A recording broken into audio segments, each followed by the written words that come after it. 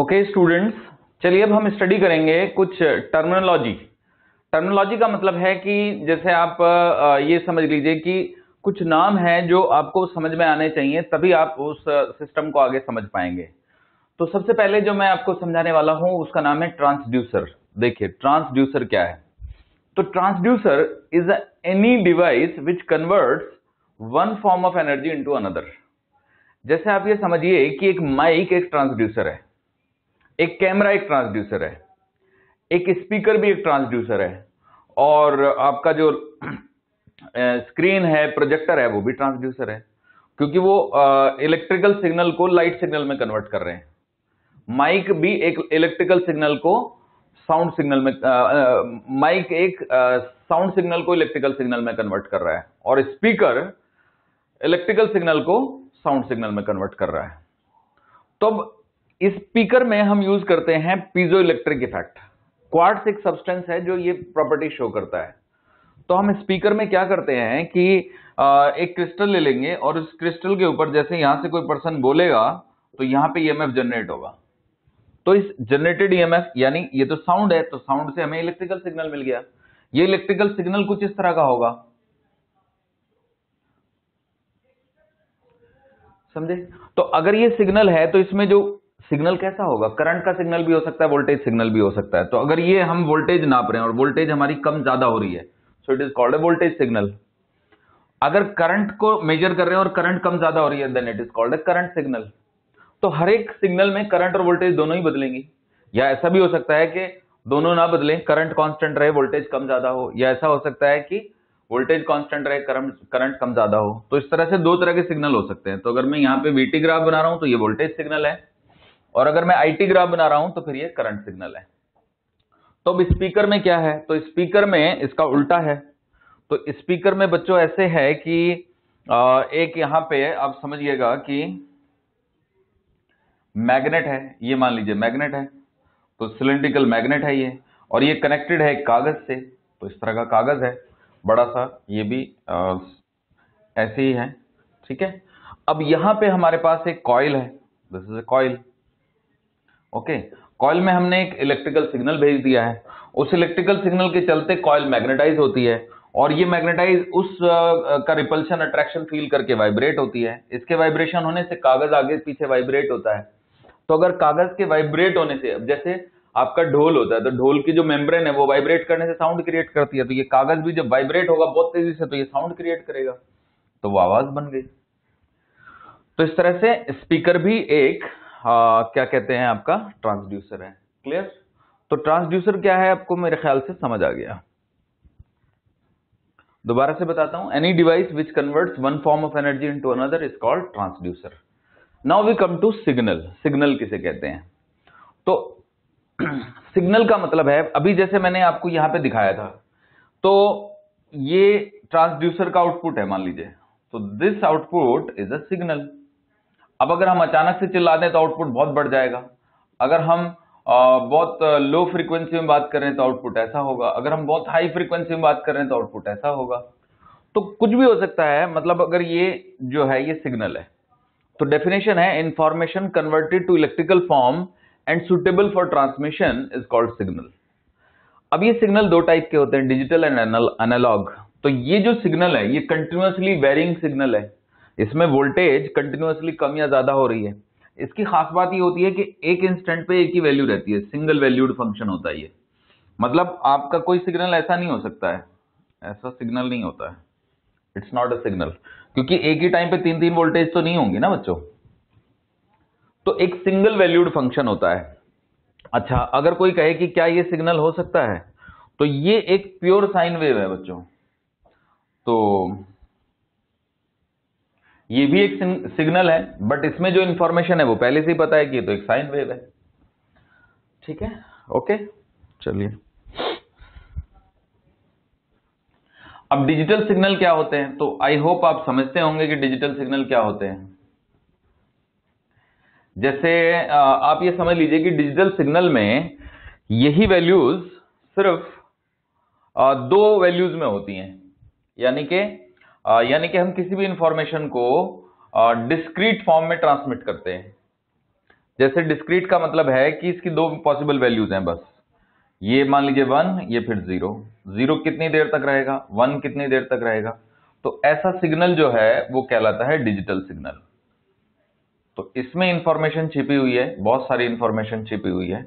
तो जब हम इंफॉर्मेशन सिर्फ दो वैल्यूज में भेजते हैं, 0 और 1, 1 1 1 0 0 0, मान लीजिए 1 1 1 1 1 1 0 0 0 1 0 1 0, ऐसे करके जब हम इंफॉर्मेशन भेजते हैं तो वो डिजिटल सिग्नल कहलाता है।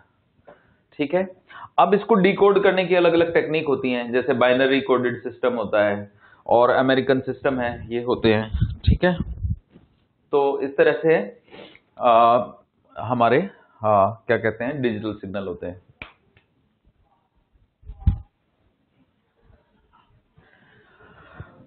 अब आता है नॉइज किसे कहते हैं।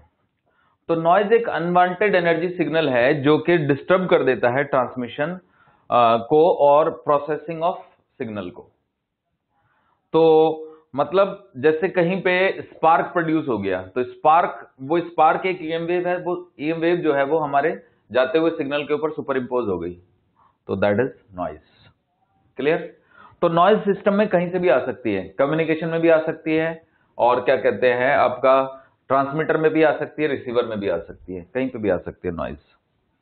अब आता है ट्रांसमीटर। तो ट्रांसमीटर क्या करता है, तो ये प्रोसेस करता है मैसेज सिग्नल को, इनकमिंग मैसेज सिग्नल को, to make it suitable for transmission. यानी कि इसका काम बेसिकली सुटेबल करना है एक सिग्नल को कि वो ट्रांसमिशन के लिए तैयार हो जाए, रेडी करना है।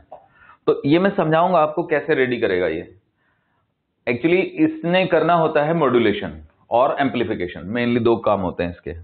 रिसीवर का काम होता है सिग्नल को रिसीव करके और उसमें से इंफॉर्मेशन को डिटेक्ट करना, अलग कर लेना, राइट।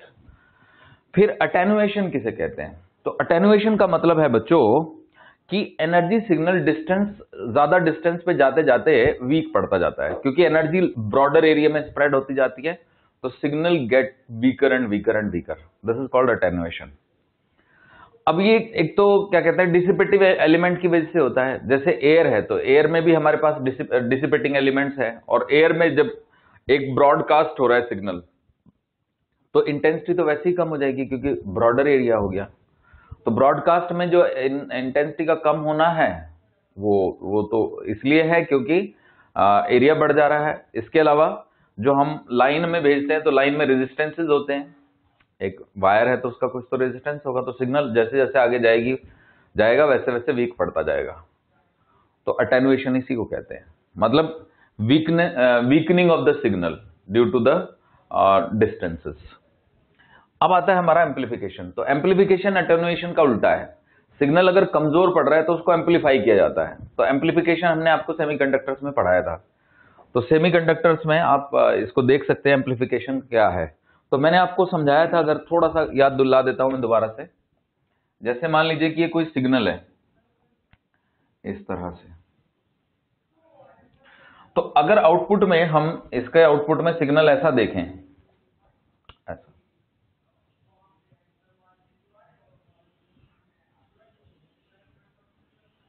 तो आप देख सकते हैं कि ये बड़ा बड़ा हो गया है, ठीक है, शेप इसकी वैसी ही है, बस अब वेरिएशंस बढ़ गए, तो दैट इज कॉल्ड एम्पलीफिकेशन। तो हमने सिग्नल को ताकत दे दी है। तो ये एम्पलीफायर की मदद से होता है, वो हम पढ़ चुके हैं, राइट। अब आता है रेंज। तो रेंज का क्या मतलब है, तो रेंज का मतलब है, रेंज मीन्स वो distance up to which distance we can transmit the signal.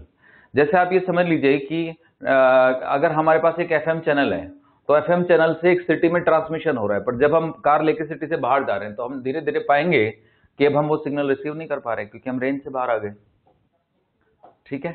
तो ऐसा नहीं होता कि एक ही एफएम चैनल सभी के सभी सिटीज में चले, तो अलग अलग सिटीज के अपने अपने ट्रांसमिशन सिस्टम होते हैं, हालांकि चैनल एक ही हो सकता है, राइट। तो रेंज का मतलब अप टू मैक्सिमम डिस्टेंस जितना हम सिग्नल को भेज सकते हैं। अब बैंड का क्या मतलब है, तो बैंड का मतलब फ्रीक्वेंसी रेंज है जो हम यूटिलाइज कर रहे हैं, राइट। जैसे आप ये समझ लीजिए कि हमारी जो नॉर्मल साउंड है, तो जो ऑडिबल बैंड है तो वो 20 हर्ट्ज से लेके और 20 किलो हर्ट्ज तक है। This is the Audible range. तो ये एक बैंड हो गया। बट जो हम माइक्रोवेव ट्रांसमिशन के लिए यूज करते हैं वो एक बहुत बड़ा बैंड है, वो बहुत बड़ी रेंज है वो एक। तो अगर मैं बात करूं आम बातचीत की, तो आम बातचीत की जो फ्रीक्वेंसी होती है वो आपका 310 हर्ट्ज से लेके और आई होप 3000 हर्ट्ज तक होती है। तो ये नॉर्मल ह्यूमन कन्वर्सेशन की फ्रीक्वेंसी है। तो ये नॉर्मल ह्यूमन कन्वर्सेशन का बैंड है, बैंड गैप। ओके, तो ये फ्रीक्वेंसी गैप है जिसको हम बैंड बोल सकते हैं। आगे बढ़ते हैं। मॉड्यूलेशन, ये क्या है? मॉड्यूलेशन को आप समझिए। मॉड्यूलेशन एक प्रोसेस है जिसमें हम एक ऑडिबल फ्रीक्वेंसी को एक हाई फ्रीक्वेंसी रेडियो फ्रीक्वेंसी के ऊपर सुपर इंपोज करते हैं। So it is a process of super imposition of audio frequency signal over a high frequency wave, यानी ऑडियो फ्रीक्वेंसी को रेडियो फ्रीक्वेंसी के ऊपर सुपर इंपोज करने का प्रोसेस। डीमॉड्यूलेशन उसका उल्टा। और रिपीटर का मतलब होता है कि एक्चुअली रिपीटर में ट्रांसमीटर और रिसीवर दोनों का काम होता है। तो जैसे मान लीजिए कि रिपीटर का कैसे काम है, मैं आपको थोड़ा समझा देता हूं। मान लीजिए कि ये एरिया है, तो यहां पे कोई स्टेशन है। ओके, तो यहां पे हमारा जो एंटीना है उसको यहां तक सिग्नल नहीं जा पा रहा है, तो हम बीच में एक रिपीटर लगा देंगे।